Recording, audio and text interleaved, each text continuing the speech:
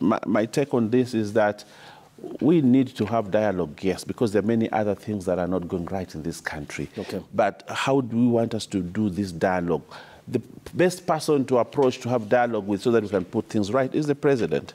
If Raila Odinga today put a call to the president, told him, you see, there's a problem of hunger, I have ideas. There is a problem in IBC, I have ideas on how to solve it. I do not think President William Ruto will refuse to pick a call and discuss such issues. And for you to go and have a dialogue with yourself, you're actually going to have a monologue. Because he's saying he's going to have a dialogue with Kenya. These are his supporters. The person you want to have dialogue with is the person you don't agree with. That is the person you need to have dialogue with.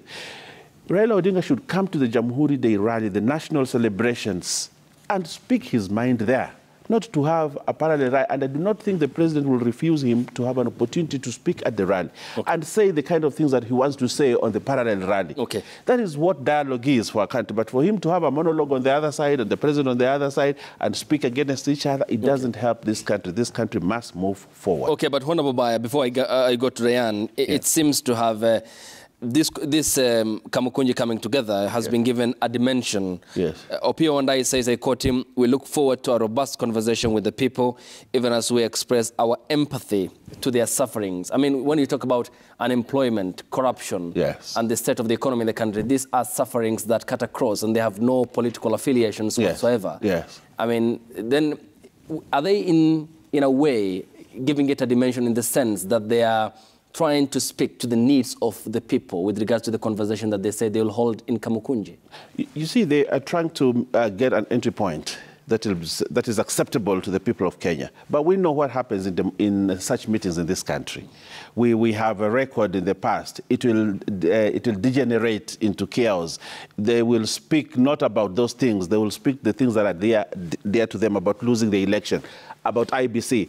These are the things that they're trying to... I have seen people trying to justify why they want to have that conversation. I think I watched the show yesterday on TV when Otieno Kajwang, on Citizen thing, Otieno Kajwang was speaking about this thing. And he tried to put in, you see, this is what we want to discuss about Unga, we want to discuss about this, we want to discuss, trying to justify why they want to have that. Because Kenyans have said, you see, if you want to go and demonstrate because of IBC, we're not interested in. Right. Now they're looking for another path of entry into the conversation. But I think it is too late. Okay. Yeah. Diane Gashengo is the National Coordinator at the Institute of Social Accountability. Thanks for your time. Good morning. From what perspective are you viewing all these happenstances with regards to the call by Raila Odinga and the Azimio leadership by extension, and the national government speaking to this, saying that we will provide security but don't also violate the rights of other Kenyans?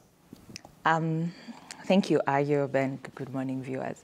First, I think I am happy with the remarks by the President that we respect your choice to go for demonstrations, for consultations, and we will provide the required security. So that's an affirmation that the President is keen to see all rights being enjoyed, and where they are crossed, then there would be repercussions. Unfortunately, that has not been the case for the entire executive. I think the Deputy President has made other remarks.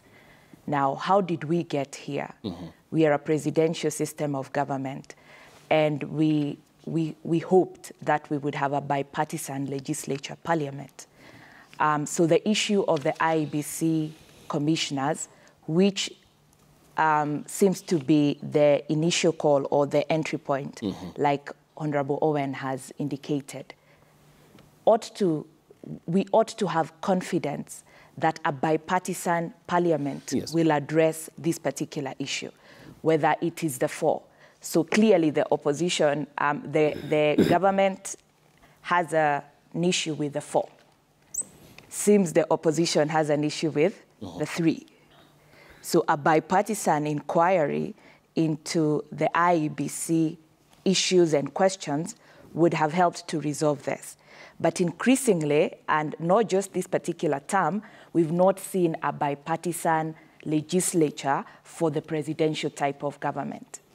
We always see a legislature that continues the parliamentary system of government when we have a presidential one.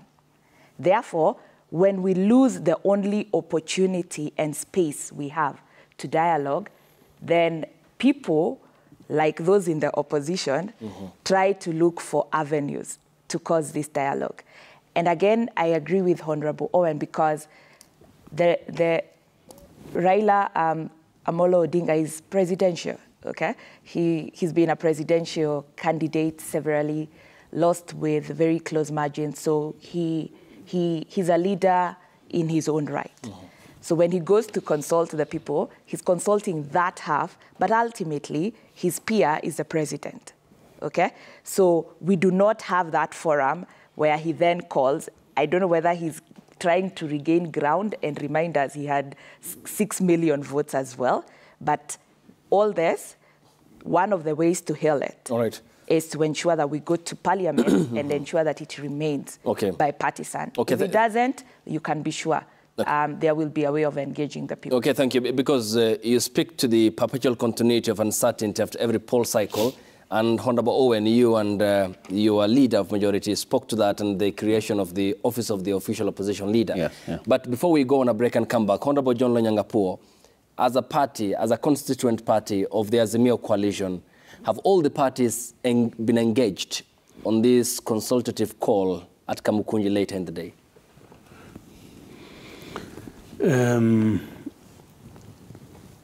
Before I react to that, let me weigh in on what she said. Actually, if you look at the type of systems we have, which one are we for? What does our constitution, what does it give us? Is it presidential system or parliamentary system? And what did we used to have before? Looks like what we had before is what is dominating today. What we are practicing now is the system that we had earlier. If we think the system that we had earlier was better, then the best place to do is in parliament. We need to transact very serious business and debate around it. Which option do we want? And why is this one not working?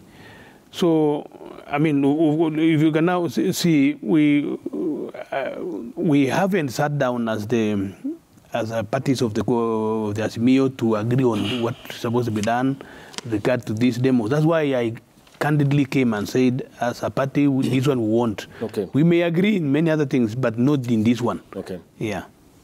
Going forward, we'll see how, of course, this is going to pan out. Gabriel and Honorable Baya, I'll come to you after the break here on the broadcast as we continue with the discussion here on the broadcast, including, of course, the creation of the Office of the Official Opposition Leader that members of the Kenya Kwanza Alliance had said will be practicalized following the talk about it by then Deputy President and now President William Ruto at Chatham House in the UK when he addressed Kenyans in the diaspora and also bureaucrats in London and in Washington before the elections in August this year. The hashtag on Twitter is Daybreak. The SMS code is 22422 at Citizen TV Kenya at Safin_Achieng. And when we get back from the break, the discussion continues here on the broadcast. An earlier correction on Honorable Baya's statement in regards to Otieno Kajwang. It ought to have been Moses Kajwang. The Homa Bay County Senator Otieno is the late and the pioneer senator of the county of Homa Bay. After the break here on the broadcast, stay tuned.